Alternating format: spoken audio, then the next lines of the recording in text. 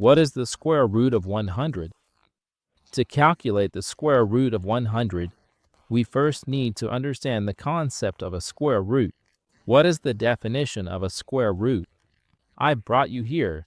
Look, the definition of a square root. The square root of a will be equal to b if, and only if, b squared is equal to the value of a, that is, equal to the value inside the root. This means, it means I need to identify which number, when multiplied by itself, results in the number inside the square root. In this example here, look, what value, when multiplied by itself, equals 100. That value is going to be the number 10, because 10 times 10 equals 100.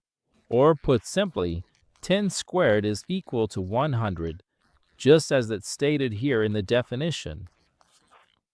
Therefore, we can say that the square root of 100 is equal to 10.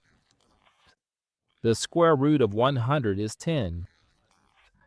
So we've solved it here, simply and quickly, just by applying the definition of a square root. If you enjoyed this video, go ahead and subscribe to our channel so you don't miss any of the content I'll be bringing here for you.